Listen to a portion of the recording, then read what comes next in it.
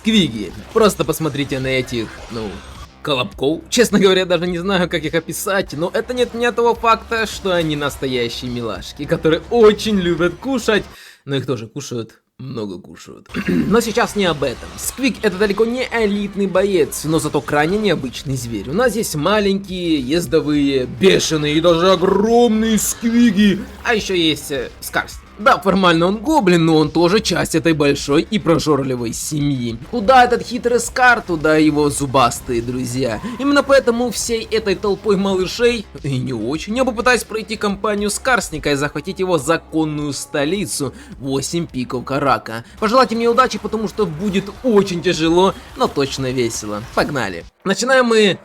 Нет, не с триумфального разгрома первой армии у горы Гунбад. Начинаем мы с того, что я проиграл этот старт более 5 раз. Поверьте, я обожаю вызовы и сложные челленджи, но это самый тяжелый старт в моей жизни. 5 раз подряд стартовая фракция буквально втаптывала меня в грязь. Проблема была даже не в силе вражеского орка, а проблема в моих собственных правилах. Я могу использовать только сквигов. А это значит, что на старте в моем распоряжении лишь сам Скарсник, герой гоблин и один единственный отряд сквигов-прыгунов. Этой кучки зубастиков катастрофически не хватало, чтобы пробить стены городов или полнокровные армии. Я перепробовал все, но результат был один. Поражение. Стартовый бой в лоб не вывозится, в принципе, это уже стало аксиомой, поэтому я решил включить хоть и маленький, но хитрый ум гоблина. В одной из попыток я просто отступил к базе, чтобы не подставляться под удар, и начал пачками нанимать сквигов. Расчет был прост. Переждать и накопиться. На 4-й ход орк сам решил навестить меня, и о чудо, бесславно откис даже на автобое. Победа в кармане, подумал я. Пока гном добивал остатки зеленокожих с другой стороны, я захватил город, но радость была недолго. Единственным соседом остался, гном, и мне пришлось объявить ему войну. И как бы сильно я не потел, как бы не старался микроконтролить своих колобков, гном оказался сильнее. Очередной рестарт, и мы пробуем дальше. На 10-ю или какую-то там по счету попытку созрел мега хитрый гоблинский план. Зачем бегать туда-сюда, если можно нанимать войско в лагере? Прямо под носом у врага. Это экономит драгоценное время. Плюс никто меня не заставляет уничтожать мое войско сразу, что дает мне хотя бы маленькую ментальную защиту от контрнаступа орка. Я отправил героя, чтобы замедлить лорда врага, но, как обычно, потерял неудачу. Кто бы сомневался. Тем не менее, на 2-й ход я удаляю всех лишних юнитов и врываюсь в орка. Первый полевой бой пройден. Но город на 2-м ходу взять все еще нереально. Начался сущий кошмар. Я-то разбивался о стены, то погибал от рук второго лорда зеленокожих. Спустя десятки попыток удача мне улыбнулась. Я немного отступил на свои земли, выманил второго вражеского лорда и уничтожил его. Это дало мне окно возможностей. На 4-й ход я захватил 2-й город. Успех! Почти. Гном нагло решил проскочить через мои земли марш-броском. Вот он мой шанс, решил я. Быстро замирился с орком, выбил из него 5000 золотых, лишним не будет, и бросился на перехват Торгрима. Вы не поверите, марш-бросок. Плюс засада. И все равно дичайший пот и конские потери. Но за счет неистовства бешеных сквигов я каким-то чудом сгрыз главную армию гнома. Это был эпик в чистом виде. Старт был практически закрыт. Осталось лишь добить остатки гномих сил, занять их земли и вернуться за головой того самого орка, чтобы жизнь ему медом не казалась. К 12-му ходу на морально-волевых я наконец-то завершил этот нелегкий стартовый этап. После такого лютейшего старта наше приключение только началось. У Скарсника наступил момент стратегического выбора. В какую сторону развернуть наш зеленый каток? Орки ребята простые, они созданы только для войны, и долго сидеть без дела мои сквиги просто не могут. Взгляд пал на Жуфбар. Эти смелые или просто глупые коротышки из Каракварна явно рассчитывали, что горные хребты станут для их непреодолимой стеной, но они надеялись на дистанцию, на свои пушки, и то, что война будет долгой и изнурительно. Как же они ошибались. Гоблины — это не только коварство, это еще маневренность. Мы использовали наш главный козырь — подземные пути. Всего 2 хода, вся моя зубастая орава буквально вынырнула из-под земли прямо в сердце их владений. Но прежде чем начать тотальный абордаж, я решил, что нам нужно больше мощи. Я нанял больших сквигов, этих огромных, неповоротливых, но невероятно эффективных красавцев. Смотреть, как эта гора мышц и зубов влетает в строи гномов, чисто эстетическое удовольствие. И, конечно, я активировал ВАГ против обнаглевших гномов. Если вы не играли за зеленокожих, вы не поймете этого кайфа. Эта механика превращает тебя из опасного соседа в неостановимое стихийное бедствие. Ты получаешь вторую армию, которая не стоит тебе ни одной монеты в содержании, но при этом обладает такой численностью, что любая фракция на пути начинает нервно сглатывать. В итоге к Жувару я подошел не просто отрядом сквигов, а с целым морем голодных пастей. 2 хода, пара битв на автобое, потому что шансов их не было никаких, и фракция Жувар навсегда исчезла с карты. Еще одна гора в распоряжении законного короля.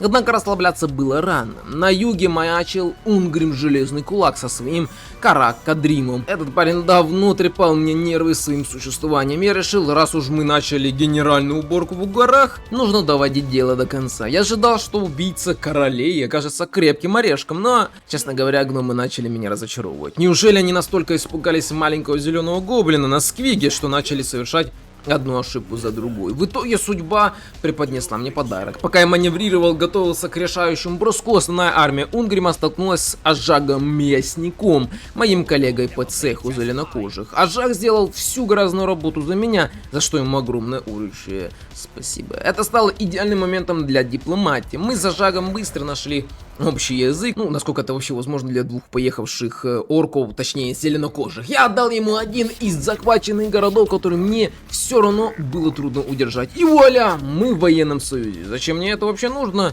Все просто, теперь мой тыл и весь северный флаг был под надежной защитой мощного союзника. Мне больше не нужно оглядываться назад, теперь ничто не держит меня в этих холодных горах. Впереди только одна цель, ради которой все это и затевалось. Мой дом, моя крепость, моя прелесть. 8 пиков Карака. Только я успел выдохнуть после победы над гномами, как с юга прилетела новая угроза. Войну мне объявили Огр. Этот жирный паршивец Скрак, видимо, обиделся на то, что я небрежно топтал его земли, пока выслеживал коротышек. Что ж, война так война. Казалось бы, Огры огромные и страшные ребята, но мои сквиги еще более ненасытные и безумные чудовища. Если кто и может указать пузанам их место в пищевой цепочке, так это мои колобки. Однако возникла заминка. Две мои основные армии вместе со Скарсником застряли на другом конце горного хребта. Пришлось включить режим терпилы на пару ходов. Благо Скарсник не зря считается мастером перемещения. Его бонусы на дальность похода позволили нам сократить дистанцию быстрее, чем Скраг успел доесть свой завтрак. Кстати, о Скраге, он же очередной мясник. В этой вселенной вообще каждый, мясник, ведь у каждого знаменитого лорда и героя не одна сотня, а то и 1000 трупов за плечами. Если тебе дают такое прозвище здесь, значит ты вообще главный псих среди психов. Так вот, этот великий кулинар допустил классическую ошибку бота. Прибежал ко мне в марш-броске, а в этой игре марш-бросок против свежей армии — это практически смертный приговор. Один уверенный автобой и главная угроза этих земель превратилась в фарш для сквигов. Я немного теснил огров к их границам и быстро заключил мир. Время — деньги, а тратить его на зачистку жирных пузанов мне совсем не хотелось. Вместо этого я заключил военный союз с Горбадом или Горбадом, неважно. Короче, орком. Теперь, если взглянуть на карту, Скарсник окружен друзьями и союзниками со всех сторон. Мой тыл в безопасности, фланги перекрыты.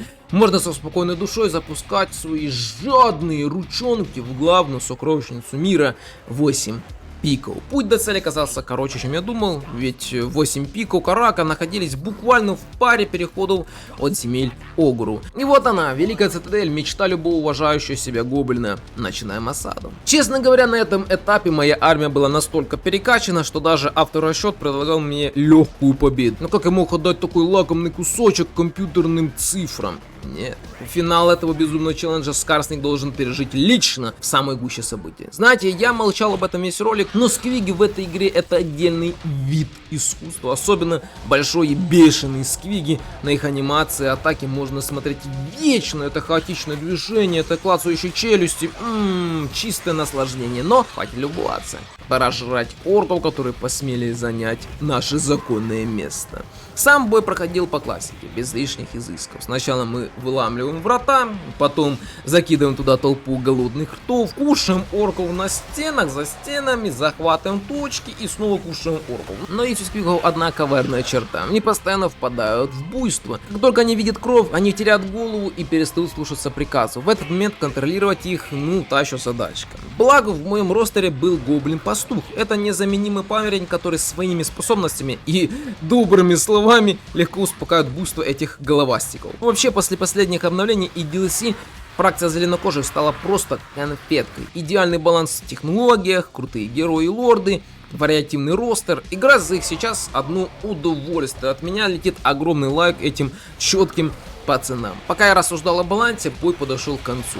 Врата пали, защитники съедены, а знамя Скарсника гордо висит над 8 пиками Карака. Столица принадлежит нам. Цель челленджа выполнена. Мы прошли этот путь, опираясь только на зубы и прыгучесть наших маленьких друзей. Теперь сквиги могут кушать спокойно, а Скарник наконец-то может сесть на свой законный трон. По крайней мере, пока что. Ведь рядом есть еще крысы, которые явно не хотят с нами дружить, но это уже совсем другая компания. На этом наш путь заканчивается. Дай вам сил, Горка и Морка, и...